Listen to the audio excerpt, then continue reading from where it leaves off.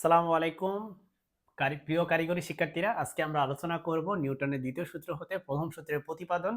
এটি তোমাদের ফিজিক্স 1 যে কোর্স সেটার 5 নাম্বার অধ্যায়ে আছে। ঠিক আছে, এখন এই প্রমাণটা করার আগে তোমাকে আমি একটা জিনিস একটু বলে দেই।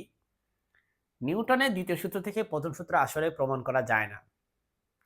কেন যায় না? কারণ নিউটনের প্রথম সূত্র একটা মৌলিক সূত্র, এটা একটা ফান্ডামেন্টাল সূত্র। এই সূত্রতে জড় কাঠামো, প্রসঙ্গ কাঠামো কি সেটাকে ডিফাইন করা হয়েছে।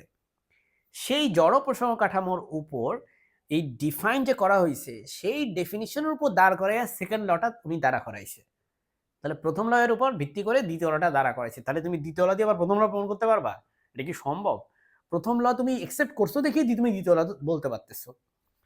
তারপরেও যেহেতু পরীক্ষা আসছে তোমাদেরকে, সো আমি এটা করাবো, সমস্যা নেই। ঠিক আছে, মানে ফিজিক্স হিসাবে রং হইলো এটা আমি করাবো। বাই দ্য ওয়ে, আমি যেটা বলছি এটাতে তুমি 100% বিশ্বাস রাখতে পারো, বিকজ আমার অনার্স এবং মাস্টার্স হচ্ছে ফিজিক্সে। সো আই নো যেটা ভুল, বাট তোমাদের পরীক্ষা আসে, সো আমি কি করব।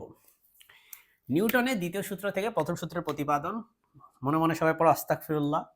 নিউটনের দ্বিতীয় সূত্র হচ্ছে F = ma, আর প্রথম সূত্র হচ্ছে V = u যখন বাহ্যিক বল শূন্য। বুঝতে পারছো?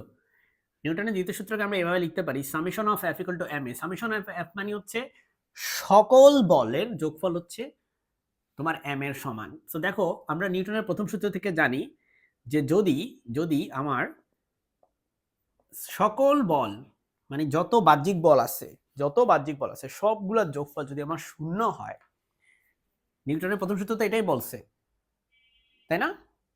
শূন্য যদি হয়, সমস্ত বাহ্যিক বল যদি শূন্য হয়, যোগফল যদি শূন্য হয়, সেক্ষেত্রে কোন একটা বস্তুর আদিবেগ আর শেষ বেগ সমান। ঠিক আছে, একদম সিম্পল টার্মে যদি বলি। তো চলো আমরা এটাকে এখানে জিরো বসাই। জিরো বসালে এটা হবে 0 = ma।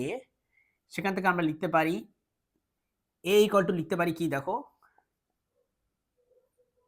0/m লিখতে পারি a। আর m মানে ভর, তো ভরের তো একটা মান থাকবে, তাহলে জিরোকে তুমি সেই m দিয়ে ভাগ করলে কিন্তু জিরোই হবে।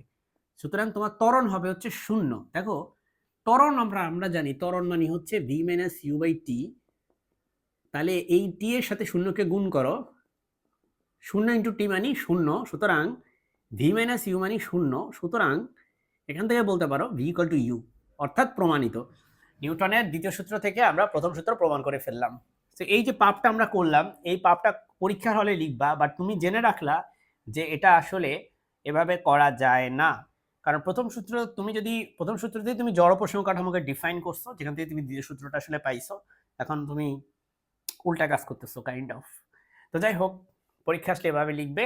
আর আমার চ্যানেলটি সাবস্ক্রাইব করে রাখবা, কারণ আমি কারিগরি শিক্ষার্থীদের জন্য, মানে তোমাদের জন্য এই চ্যানেলে physics, mathematics, chemistry, basic electricity, basic electronics এবং অ্যাপ্লাইড ইঞ্জিনিয়ারিং বা ইঞ্জিনিয়ারিং মেকানিক্স, যেটা এই রিলেটেড হচ্ছে অ্যাপ্লাইড মেকানিক্স বা ইঞ্জিনিয়ারিং মেকানিক্সের উপর আমি হচ্ছে ভিডিও আপলোড করে যাচ্ছি এবং করে যাব ইনশাল্লাহ।